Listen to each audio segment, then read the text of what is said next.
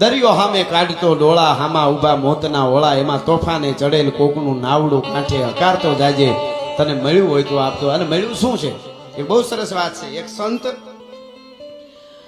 સંતની પાસે એક માણસ ગયો અને રોવા માંડ્યો કે આપઘાત કરી જાઓ, મારી પાસે કાંઈ નથી. હે કે મારે મરી જાવું, આપઘાત કરી જાઓ, મારી પાસે કાંઈ નથી. કાંઈ નથી તારી પાસે? હા. કે હગાવાલા કુટુંબ કોઈ કાંઈ આપતું નથી, મારી પાસે કાંઈ છે નહીં અને ખાવાનું નથી, હવે મારે મરી જાવું. તો કે એ બરોબર છે, પણ તું એમ કે છો ને કાંઈ નથી, ભજન કરી. તો કે ભજન હું કરું, ભગવાને મને શું આપ્યું તો હું ભજન કરું. પછી કે એક મિનિટ ઉભો રહે, એક કામ કરે, તારી પાસે કાંઈ નથી, તારે અમે મરી જાઉં તો કે એક કામ કરી, એક હાથ મને આપી દે, હું તને 1 લાખ આપું. હાથ થોડો આપું, 2 હાથ આપી દે, 2 લાખ આપું. એ કેવી રીતે આપી શકો? તો કે એક આંખ આપી દે, 50 લાખ આપું. આંખ થોડા, 2 આંખ આપી તો 1 કરોડ આપું. હે લીવર આપી દે, લીવર આપી દે એટલે 1 કરોડ, એટલે લીવર ના આપું. ઈ થોડો આપું. કિડની એક આપી દે, 50 લાખ આપું. ઈ થોડો આપું. હવે આ બધાને હિસાબ મારી તો કેટલા થાય? તો કે તો કરોડો થાય. તું કહેશો ને મને મારી પાસે કાંઈ નથી, પરમાત્માએ કરોડો રૂપિયાની કંચન જેવી કાયા આપી છે, આથી વધારે બીજું હું તારે જોઈ છે? ભલા માણા બીજું શું જોઈ? પણ આ બધું સમજાય ત્યારે થાય, ઘણા ન સમજાય. એક સંત છે, એ હાથમાં માળા લઈને ભજન કરતા કરતા હાલ્યા જતા હતા.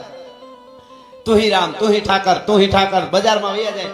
એમાં 2 જુવાન વ્યક્તિ નીકળ્યા, એક છોકરી દીકરી, સ્ત્રી ને એક પુરુષ, જુવાનડા, 2 દીકરી અને જુવાન, 2 જુવાનડા.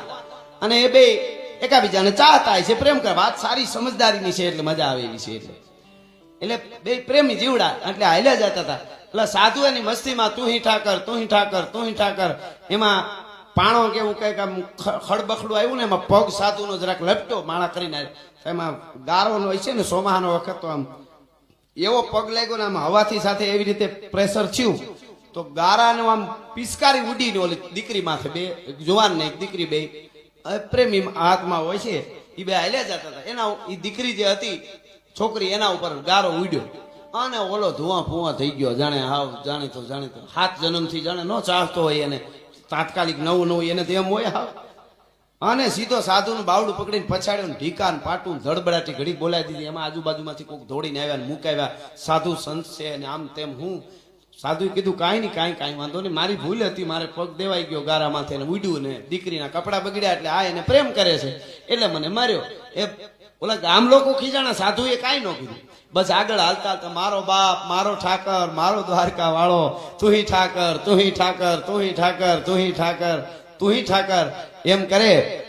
અને બન્યું એવું, ઈ આ બાજુ સાધુ માળા કરતો કરતો આમ આગળ આવ્યો અને આ બાજુથી ઓલા થોડાક આમ આગળ આવ્યા. એ આમ આગળ આવ્યા, એમાં કુદરતી રખડતા રખડતા કોઈ ઢોર કે ખૂંટીઓ હાંડડો કોક નીકળેલો. અને ઘણી વાર લાલ કપડા જેવા શર્ટ જેવો લઈ જુવાનડાએ પહેર્યો હોય છે, એને હું હુજ્યું તો હળી કાઢીને ઉલાળી 1 હિંગડું મારીને દિવાલ સામો પછાડ્યો. એટલે હાવ મરી ન ગયો પણ 2 પગ ભાંગી ગયા ને કઈ ટૂંકમાં શરીર બરી બધું ભાંગી તોડી નાખ્યું, બેહોશ જેવો થઈ ગયો. અને માંડ કરીને કોઈક દવાખાને લઈ ગયો. અને પછી એમ થયું કે ડોક્ટરોએ કીધું કે આને આમ થાય ને ફલાણું થઈ ગયું, લીવરમાં લાગી ગયું છે ને ઓલું થઈ ગયું છે. હવે આમાં કોઈ પૈસો બીજું કઈ કામ ન કરે, આમાં એક જ કામ કરે, આમાં દુઆ કામ કરે. એટલે ભક્તિ સમરણ સિવાય નહીં, તમારો કોઈ ભગવાન આવે તો આને અમે બચાવી શકીએ. એમાં કોકને ખબર પડી કે ઓલા સાધુને માર્યો ને વગર ઓલાય, એનું જ આ કારણ છે. એટલે કે જરા પકડી આવો, એના કુટુંબના હતા એ સાધુને પકડી આવ્યા, દવાખાને લઈ ગયા. બાપુ કે તમે જે થયું પણ તમે, તો કે મને ખબર નથી, મેં કઈ કર્યું નથી, શું થયું? તો કે તમે બસ ભગવાનને એટલું કહો કે અમારો દીકરો હાજો થઈ જાય. અને ઘડીક વાર થયું તો આમ ભગવાન જાણે આમ કેમ કે ચમત્કાર થયો હોય એમ વળતર થયું. ડોક્ટરે કીધું કંઈક તત્વ કામ કરી ગયું, કંઈક ભક્તિ, કોકનું કંઈક દુઆ કામ કરી ગઈ, ભક્તિ કામ કરી ગઈ. એટલે સાધુ કે બસ હવે એને કાંઈ નહીં થાય, મારો ઠાકર હાજો કરી દે. એમ કરીને હાલતા થયા ને એટલે કીધું બાપુ તમને માર્યું છતાંય તમે એના માટે ભગવાનને પ્રાર્થના કરી? તો કે ના, એ તો મેં તો માનવતાની દ્રષ્ટિએ એની પ્રાર્થના કરી, એને માર્યું છે એ પ્રશ્ન એનો છે. પણ એક કહી દો કે એના મનમાં એમ હતું ને આ બધું બન્યું કેમ હશે બાબા, તમે હરાપ દીધો? તો કે ના રે ના, મેં ક્યાં હરાપ દીધો, મેં કઈ ભગવાનને નથી કીધું તું આને મારીને પછાડ. કે તો આ બન્યું કેમ? પછી સાધુએ વાત કરી સાંભળ્યું. એને એમ કીધું, ઓલા જુવાન મીંડો બોલવા ઘડીક થયું તા એટલે કીધું કે તું આ સ્ત્રી તારી આરે જે હતી દીકરી, એને પ્રેમ કરે છે ને એટલે મેં એને ગારો ઉડાડ્યો, તે મને માર્યો? તો કે હા, હવે તું આટલો તારો ખોતર્યા જેવો પ્રેમ, તારો હડેલો પ્રેમ, ઈ હડેલા પ્રેમમાં જો આ દીકરીના માથે હું ગારો ઉડાડું અને એનો પ્રેમી જો એને એટલો મારતો હોય તો હું તો હાચા દિલથી મારા પ્રેમીને પ્રેમ કરું છું. ઈ હું હાલત કરે ઈ જોઈ લ્યો તમે. હું મારા પ્રેમીને હાચા, મારા દ્વારકા વાળાને હાચા દિલથી પ્રેમ કરું છું.